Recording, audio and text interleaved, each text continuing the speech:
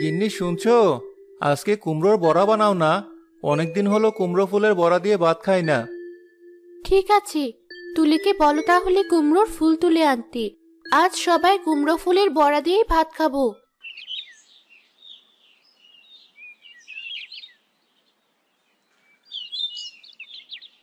দুদিন আগেই তো কুমড়ো ফুলের বড়া দিয়ে ভাত খেলাম। আজ নাকি আবার সে বড়া দিয়ে ভাত খেতে হবে। মনে হয় আজও ভাইয়ের কাছে বাজার করার টাকা নেই। ভাগ্যিস মাই কুমড়ো গাছটা লাগিয়েছিল। এনেছো কুমড়ো ফুলগুলো? দাও, আমাকে দাও। নাও ভাবি, ভাইয়া বোধহয় আজও টাকা পায়নি। তুমি তো জানোই তোমার ভাই কুমড়োর বড়া খেতে একদম পছন্দ করে না। যখন কোনো উপায় না পায় তখনই আমাকে বলে কুমড়ো ফুলের বড়া বানিয়ে দিতে। সত্যি ভাবি, তোমার মতো মানুষ আমি একটাও দেখিনি। কত কষ্ট করে আমাদের পরিবারের সাথে মানিয়ে চলছো, তবুও তোমার মুখে কোনোদিন এসব নিয়ে একটা অভিযোগও শুনিনি।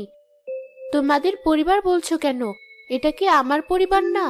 আমার পরিবারকে সুখে আর শান্তিতে রাখতে হলে আমার যা যা করার দরকার তা তো আমি করবই। ঠিক বলেছো ভাবি, সবাই যদি তোমার মতো হতো।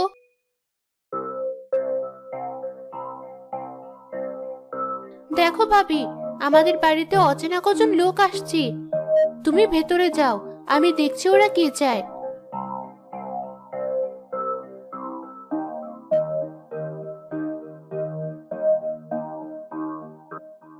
এই যে, হাসো কোথায়? ও তো বাইরে গেছে। মিথ্যা কথা বলার জায়গা পাও না তাই না? আমি নিশ্চিত ও এখানেই কোথাও পালিয়ে আছে। এই, তোরা বাড়ির ভিতরে গিয়ে দেখ ওকে খুঁজে পাস কিনা। এ কি করছেন আপনারা? এভাবে কারো বাড়ির ভেতর ঢুকতে পারেন না আপনারা। থামুন বলছি। চুপ করো তুমি। তোমার বরের কাছে কতগুলো টাকা পাওনা আছে আমার মালিকের জানো তুমি? সেই কবে থেকে আমাদের কাছ থেকে পালিয়ে বেড়াচ্ছে, টাকা দেওয়ার কোনো নাম নেই। এই যা, তোরা ভালোভাবে খুঁজে বের কর ওকে। জি ওস্তাদ, এই চল চল। কি করছেন আপনারা? তুলি, বের হয়ে এসো, দেখো ওরা কি করছে।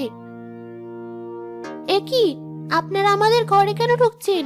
চলে যান বলছি। এই মেয়ে, আমাদের কাজ করতে দাও বলছি, নয়তো তোমার গায়ে হাত তুলতে বাধ্য হবো আমরা। থাক তুলি, তুমি ওদেরকে ভেতরে যেতে দাও। লোক দুজন ঘরে ঢুকে অনেক জিনিসপত্র ভেঙে তছনছ করলো।